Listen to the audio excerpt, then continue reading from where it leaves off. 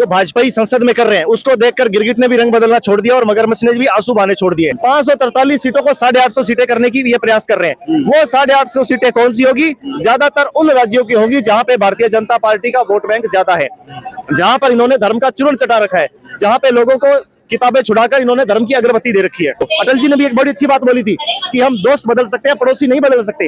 हमारे आज संबंध देखिए, पाकिस्तान के साथ ठीक है, हमारे शुरू से संबंध अच्छे नहीं है। चाइना के साथ व्यापारिक संबंध है, पर उसके साथ व्यापार घाटा $100 से ऊपर हो चुका है। बांग्लादेश से हमारी नहीं बन रही, नेपाल हमें आंखें दिखा रहा है, म्यांमार से हमारी नहीं बन रही, भूटान से नहीं बन रही। ये कौन सा विश्व गुरु है, इसका डंका बज रहा है? देखिए, रेंज रोवर या लैंड क्रूजर के ऊपर ड्राइवर की 60 वाली सीट पे एक से लट्टू लगा के और एम्बुलेंस को रास्ता देने से विश्व गुरु नहीं बनता।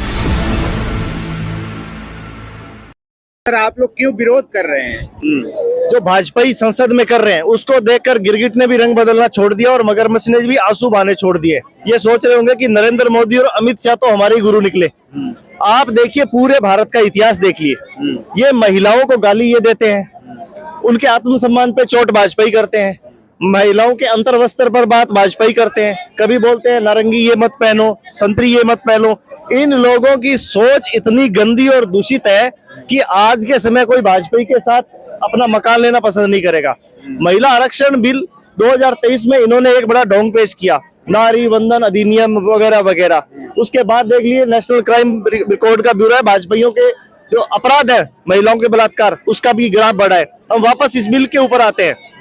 आप ये समझिए कि 33% आरक्षण का कोई विरोध नहीं करेगा। हम तो बोल रहे हैं जितनी आबादी उतना हक। राहुल गांधी जी बोल रहे हैं कि 2 कुर्सियां तो एक महिला के लिए होनी चाहिए। पूरे देश की आबादी 50% है, पर सवाल ये उठता है कि 2 बिल पेश हो रहे हैं डिलिमिटेशन का साथ में। 543 सीटों को 850 सीटें करने की ये प्रयास कर रहे हैं। वो 850 सीटें कौन सी होगी? ज्यादातर उन राज्यों की होगी जहां पे भारतीय जनता पार्टी का वोट बैंक ज्यादा है, जहां पर इन्होंने धर्म का चूर्ण चटा रखा है, जहां पे लोगों को किताबें छुड़ाकर इन्होंने धर्म की अगरबत्ती दे रखी है। साउथ के राज्य वो अधिकार से वंचित हो जाएंगे। हम बोल रहे 33% आरक्षण बिल्कुल सही है, पर क्या SC ST OBC माइनॉरिटी की जो महिलाएं हैं उनका क्या होगा? जो कालाहांडी, बस्तर, राजस्थान, हरियाणा, पंजाब, मध्य प्रदेश, देश के किसी भी हिस्से में जो महिला मजदूरी का काम करती है, अपना घर चलाती है, उनका अधिकारों का क्या होगा? देखिए, स्मृति ईरानी या फिर कंगना रनौत पूरी देश की महिलाओं का प्रतिनिधित्व नहीं करती। वो सिर्फ भाजपा के एक वर्ग की महिला कोटा हो सकती है, पूरे देश की नहीं है। कांग्रेस की ये मांग है कि आप आरक्षण दीजिए, पर जितनी आबादी उतना हक। पर अगर ये बिल भाजपाइयों ने पास कर दिया तो देश के अंदर एक वो नॉर्थ कोरिया बनाने की साजिश हो रही है कि जहां पर एक बड़ी सी पार्लियामेंट होगी, 800-850 मेंबर होंगे, एक उसके अंदर विश्व गुरु होगा, वहां पे वो अपना सुप्रीम लीडर बोलते हैं। ये सब उनकी ये साजिश है।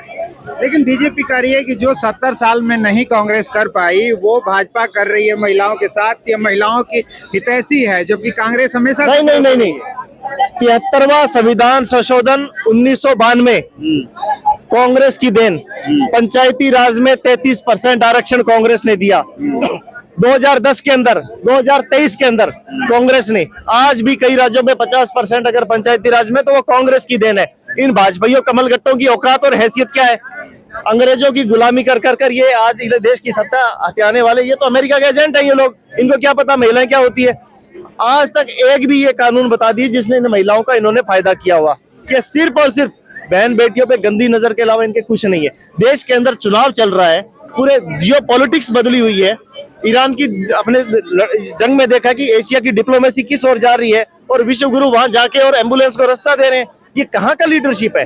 ये 3 दिन पार्लियामेंट के पूरे देश की महिलाओं को एकजुट होने का अवसर है ये, क्योंकि ये बिल अगर पास हो गया 33% बिना कोटे के, तो आप देखिए कि आने वाले वर्षों में भारत की भौगोलिक और राजनीतिक जो भूमि है वो बदल जाएगी। एक मोहल्ले के अंदर आप आम भाषा में समझ लिए कि 10 नागरिक हैं, 10 में से 6 ईमानदार हैं और 4 चोर है। अब भाजपा वाले उसकी डेमोग्राफी बदल के उस मोहल्ले की आबादी 14 करके और उसके अंदर 4 चोर और बढ़ा लेंगे। बस कोटा की बात कर रहे हैं तो भाजपा पहली ऐसी पार्टी है जो एक दलित महिला को मुख्यमंत्री राष्ट्रपति बना दिया। राष्ट्रपति का एक पद गरिमा का होता है, उस पर हम कुछ नहीं टिप्पणी करना चाहेंगे, पर इतना जरूर कहना चाहेंगे कि हमें दुख होता है और शर्म की भी बात है कि जब ये अपने आप को सत्य सनातनी हिंदू राष्ट्र गौ भक्ति वाले बोलने वाले भगवान राम के मंदिर में दलित राष्ट्रपति को प्रवेश नहीं करने दिया। इससे ज्यादा हम कुछ नहीं बोलेंगे। महामहिम है देश की है, ठीक है, पर हम बोलते हैं हम देश की उन महिलाओं की बात करते हैं जो देश की मुख्य धारा से वंचित है, जो गांधी जी ने बोला, जो नेहरू जी ने बोला, जो अम्बेडकर ने बोला, जो पटेल ने बोला है कि उस महिला के अधिकारों की बात कौन करेगा। और आज भी हम देखते हैं, रोज अखबार में पढ़ते हैं महिलाओं के अपराध बढ़ रहे हैं। मैं फिर कहना चाहता हूँ कि स्मृति ईरानी हो या फिर कंगना रनौत, वो देश की महिलाओं का प्रतिनिधित्व तो बिल्कुल नहीं करती। कह रहा है कि मोदी जी का डंका विदेशों में बज रहा है। देखिए, भाजपा ने एक ही चीज बनाई है, अंधभक्त प्रजाति। वैसे तो इवोल्यूशन के अंदर कई हजार साल लगते हैं, करोड़ साल लगते हैं कि जीव को धरती में आने में, पर 2014 में जो प्रजाति पैदा हुई है अंधभक्त बनने के लिए ज्यादा कुछ नहीं चाहिए, आपका दिमाग निकाल के और दीनदयाल उपाध्याय मार्ग पे एक इनकी लेबोरेटरी है कमलम नाम की, उसके अंदर आप जमा करा दीजिए, वो अंधभक्त हो जाएगा। आज हालत ये है देश की कि अंधभक्त के जो माँ बाप है वो अंधभक्त को बोल रहे हैं कि तेरे को क्यों पैदा किया। अंधभक्त की तो बात ही छोड़ दीजिए, ये एक तरह का वायरस है, पर हम किसी से हमारा बैर नहीं है। कांग्रेस पार्टी एक समाजसेवी विचारधारा वाली पार्टी है, देश बदल रहा है और जो नफरती लोग हैं अब उनको समझ में आने लग गया है कि देश कांग्रेस से, संविधान से ही चलेगा। लेकिन वो कह तो वो भी रहे हैं कि देश बदल रहा है, लेकिन अब विश्व पटल पर बदल रहा है, भारत का नाम बिल्कुल बिल्कुल बदल रहा है। शर्म की बात है कि यूपी से कम आबादी वाला पाकिस्तान आज ईरान और अमेरिका के बीच में युद्ध विराम करवा रहा है। ये शर्म की बात है, और देश के प्रधानमंत्री के लिए भी और देश के गृह मंत्री के लिए भी और जो एस जयशंकर है उसके लिए भी, कि ये कहाँ की पॉलिटिक्स हो रही है। आज हालत ये है कि अगर पाकिस्तान इसमें कामयाब हो गया तो IMF से उसका लोन बढ़ेगा। अभी पाकिस्तान ने 2 दिन पहले बोला है कि वो दुबई का कर्ज उतार देगा। अरे जो पहले आटा मांगने की नौबत, आज वो कर्ज उतारने की बात कर रहा है। आज भारत को अटल जी ने भी एक बड़ी अच्छी बात बोली थी कि हम दोस्त बदल सकते हैं, पड़ोसी नहीं बदल सकते। हमारे आज संबंध देखिए, पाकिस्तान के साथ ठीक है, हमारे शुरू से संबंध अच्छे नहीं है। चाइना के साथ व्यापारिक संबंध है, पर उसके साथ व्यापार घाटा $100 अरब से ऊपर हो चुका है। बांग्लादेश से हमारी नहीं बन रही, नेपाल हमें आंखें दिखा रहा है, म्यांमार से हमारी नहीं बन रही, भूटान से नहीं बन रही। ये कौन सा विश्व गुरु है, इसका डंका बज रहा है। देखिए, रेंज रोवर या लैंड क्रूजर के ऊपर ड्राइवर की 60 वाली सीट पे एक से लट्टू लगा के और एम्बुलेंस को रास्ता देने से विश्व गुरु नहीं बनता। जिन PR एजेंसी के जरिए इन्होंने नमस्ते ट्रंप कराया था, आज पता चल गया कि भैया एप्स्टीन फाइल के दूसरे पन्ने पे तो हमारे विश्व गुरु का चित्र छपा हुआ था, तो क्यों छुपाया।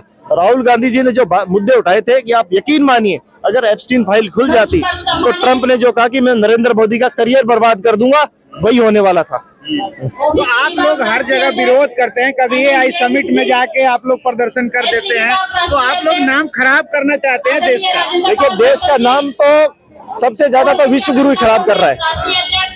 2014 से पहले देश के जितने भी प्रधानमंत्री जाते थे, एक डेलीगेशन के साथ जाते थे, मीडिया के बंधु भी जाते कि देश में हो क्या रहा है, देश की डिप्लोमेसी कैसी है।